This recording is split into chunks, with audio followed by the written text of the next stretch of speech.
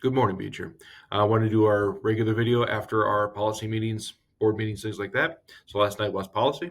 The first thing they discussed was the new Press Plus updates. We're on level 118. Those are updates that come down from the state or federal level, and then they're kind of integrated within the policies at every individual district. So that was kind of the bulk of it. And then our principals presented their handbook changes.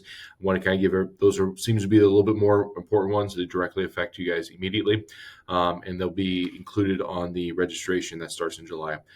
So the big changes, I guess, is what you're looking for. At the elementary level, Ms. Black listened to a lot of the parents, and she removed the clear stipulation as the water bottle. We still are requiring them to be capped. No straws; those still cause spillage. But in terms of the transparency of the water bottle, if you want to use stainless steel, you can go back to that. We just asked that those to be sealed. Clear is no longer a requirement of that. All three buildings discussed some of the terminology, and the new posters we're going to be making sure are throughout the entire district in regards to what we do in emergency situations within the building. So that was discussed. And we also discussed the new transition that we discussed last week at the board meeting in terms of your truancy / absenteeism. You'll still get the email at 5. You'll still get a conversation at 7. You'll still probably get the first letter at 10. But at 12, instead of having a second letter by default, the principals now have the autonomy to reach out to the families. If there has been communication along the way, that's more of a, hey, you're at 12. Is there anything else you need from the school district to help you and support you? Now, the other end of it is all 12 are unexcused. That's when they start that conversation, potentially even with Will County. And so, again, it's all about communication. So please don't ever think that the school is going to stop communicating regarding your students' absences. You can always go to Power School. They're always updated there as well. And then specific to the high school, it's completely in its infancy. It's not going to take effect this upcoming school year. But Mr. Meyer introduced a potential of an early graduation at semester for our seniors. Again, not next year's seniors, so I apologize. We don't have the time to kind of implement that program.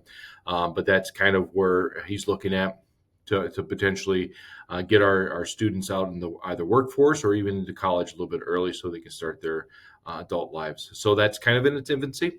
Don't expect to see anything next year as an implementation, but we're going to continue that conversation. Some of our surrounding schools do it indeed, and so they found it to be successful. So Mr. Meyer is always going to continue to find ways to benefit our seniors and try to find ways to make them get into their lives a lot quicker. So that's a good thing for everybody.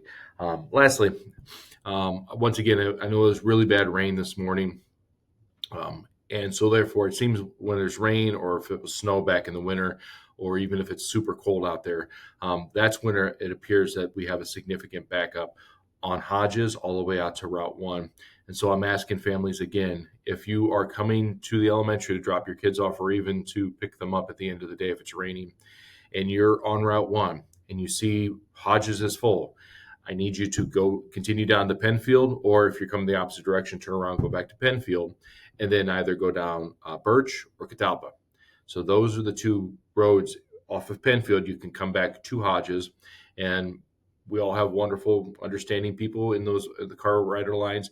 We'll make sure that you get off of Birch and off of Catalpa onto the Hodges so you can go pick up your kids. Leaving yourselves on Route 1 is potentially dangerous, especially with semis that come through early morning.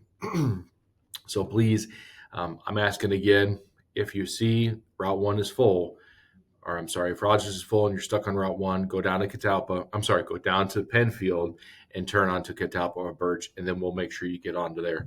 And that way we can keep you off of Route 1. We're doing our best in terms of trying to get traffic flowing. I was out there this morning with SRO Hancock to try to get people in there and out of there as quickly as we can, but it is what it is. So please be understanding, and please, Penfield, Birch, or Catalpa if you see Route 1 is full. Other than that, it seems like the rain is starting to let up, so that's a good thing. Hope everybody has a wonderful, wonderful afternoon, and take care.